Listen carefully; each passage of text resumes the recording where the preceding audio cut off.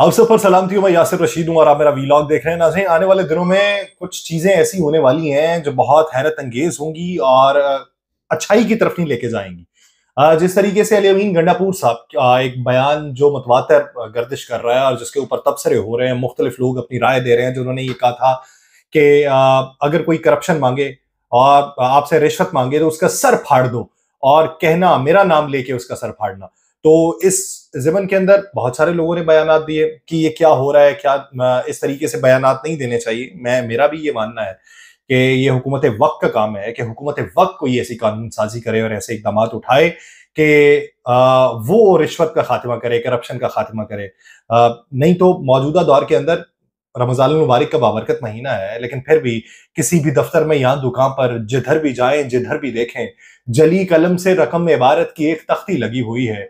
मुनाफाखोरों ने, राशियों ने ये लिख के लटका लिया दरों पर, ये सब तुम्हारा करम है आका के बात अब तक बनी हुई है। अब उसके आफ्टर शॉक्स क्या देखने में आए उनके उस बयान के बाद।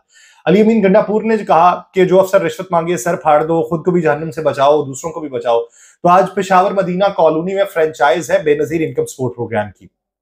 वहां से किस्तों के हवाले से जो पैसे जारी होते हैं वो जारी हुए, तो एक शख्स ने 1500 रुपया काट लिया रिश्वत के नाम पे। खातून ने डिवाइस ऑपरेटर जो था उसके सर पे शीशा मार के सर फाड़ दिया। बंदा लहूलुहान है और इस वक्त भी इमदाद के लिए अस्पताल के अंदर मुंतकिल है। तो ये वहां से क्वेश्चन जारी हुआ कि होशियार रहें, अगर आपने किसी के साथ नाइंसाफी की, रिश्वत की तलबी की, तो फिर इस तरीके से लोग रिएक्ट करेंगे।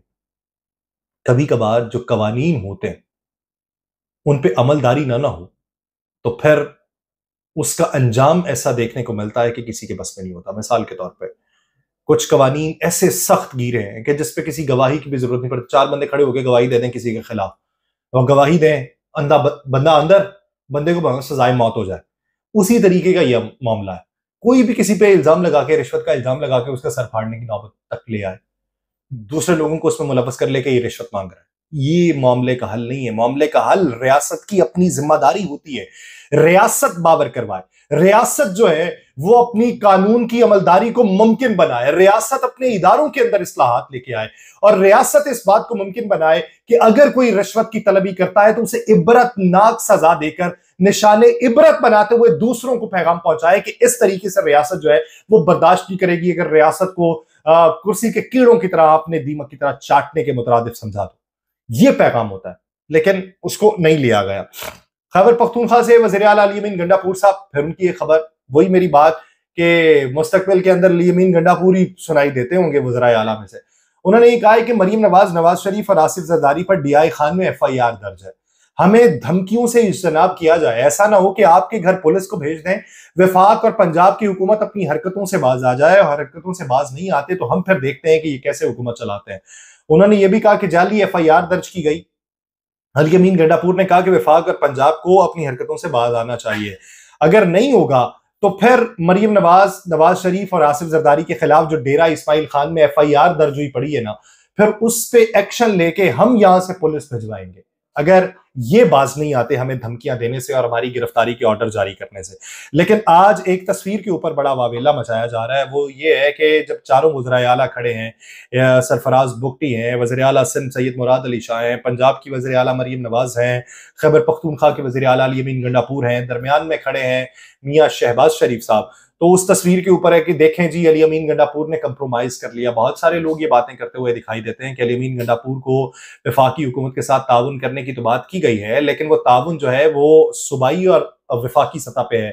तो सिफ्स के मामले पे किस तरीके से ताउन कर सकते हैं? ये जो तस्वीरें हैं वो एक रियासत फेडरेशन के अंडर है। मामला तो रखने, माजी में जब जरदारी साहब पे मुकदमा चल रहे थे तो सैयद मुराद अली शाह की भी मुलाकात थी और उनकी भी तस्वीरें थी। तो ये चीज चलती रहती है। अब इसको इस पे ना लेके जाया जाए कि ये तस्वीरें क्यों बनी। हाँ, दीगर मामला जो हैं अगर वो कंप्रोमाइज कर रहे हैं किसी मामले पे तो फिर एहतसाब होना चाहिए। अब मैंने आपको पिछले दिनों अपने व्लॉग के अंदर ये बात करते हुए बताया था कि पॉलिसी को चेंज की गई है। खैबर पख्तूनख्वा की पॉलिसी रिटेलिएशन पे होगी।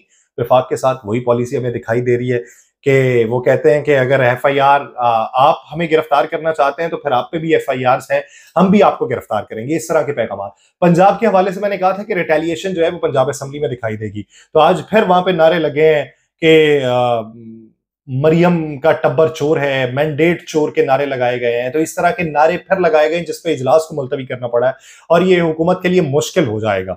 लेकिन वहां पे कुछ लोग जो हुकूमत में बैठे हुए हैं वो मलबा किसी और पे भी डालेंगे। वज़ीर दिफा ख्वाजा आसिफ ने कहा है कि साबिक आर्मी चीफ कमर जावेद बाजवा ने उन्हें धमकी दी थी कि वो मेरे खिलाफ प्रेस कॉन्फ्रेंस करेंगे। ये इंकशाफ जो है ये शहबाज शरीफ हुकूमत के सीनियर काबीना रुकन ने टीवी प्रोग्राम के अंदर किया है। ख्वाजा आसिफ ने इस बात की तस्दीक की है कि उस वक्त की जब उनसे सवाल ये पूछा गया कि क्या उन्हें साबिक आर्मी चीफ की जानिब से पहले भी धमकियां दी गई थी, तो ख्वाजा आसिफ साहब ने ये बताया कि साबिक army chief general Qamar Javed Bajwa ने मुझे पहले भी धमकी दी थी और कहा था कि वो मेरे खिलाफ प्रेस कॉन्फ्रेंस करेंगे, जिस पर मैंने ये जवाब में कहा था कि जो करना है कर लो।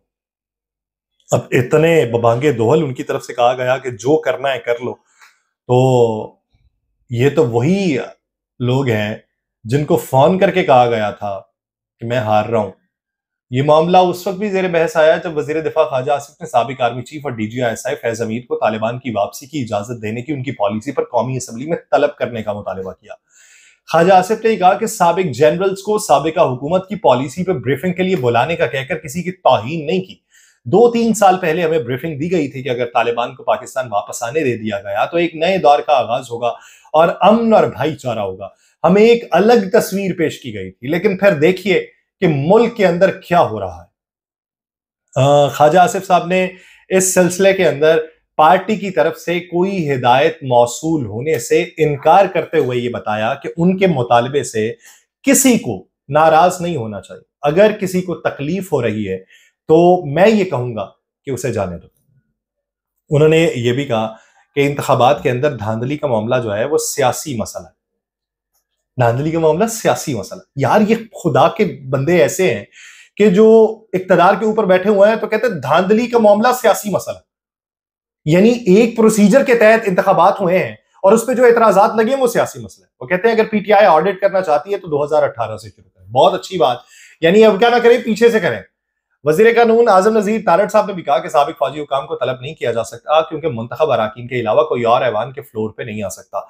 अब जब वो बात करते हैं कि 2018 से करो तो फिर वो ये इकरार कर रहे हैं कि भाईजान 2018 च भी गलत होया, हुण भी होया, गलती पहले हो सुधारो फिर असी आपे सुधार लांगे। बुनियादी तौर पे गलती को तस्लीम किया जा रहा है। अब ये कब तक तस्लीम किए जाते रहेंगे? रिटेलिएशन यूं ही देखने में आती रहेगी। निजाम को ठीक करने पे कोई नहीं तुलता। कोई ये कहता है सियासी मसला है, कोई कहता है अवामी मसला है, कोई कहता है इंतजामी मसला है, लेकिन ये मसले के अंदर लूप होल बरकरार रहेगा। किसी ने मुल्क की बेहतरी और उसे सुधारने की कोशिश नहीं की और इसी को लेके आने वाले दिनों में मजीद परेशानियां जो हैं वो लाहक होती दिखाई दे रही हैं। आज एक और अहम मसला हुआ कि साबिक वज़ीर आला पंजाब चौधरी परवेज इलाही साहब जो हैं वो जेल के अंदर गिर गए हैं। तो जब वो गिरे हैं तो उन्हें चोटें लगी हैं, जिसकी वजह से डॉक्टर ने उन्हें जेल के अंदर 2 हफ्ते आराम का मशवरा दिया है कि 2 हफ्ते आपने चहलकदमी नहीं करनी, उठने की कोशिश नहीं करनी, 2 हफ्ते आप आराम करें। तो उसके ऊपर मुतालिबा ये किया जा रहा है कि उन्हें अस्पताल के अंदर मुंतकिल किया जाए और अस्पताल में मुंतकली को यकीनी बनाते हुए वहां पे उनके सही इलाज के हवाले से इकदाम उठाए जाए। लेकिन यहाँ पे सिर्फ अस्पतालों में इलाज उन्हीं का होता है जिनके पास शहद की बोतलें होती हैं। मुझे दीजिए इजाजत, अल्लाह ने के बाद।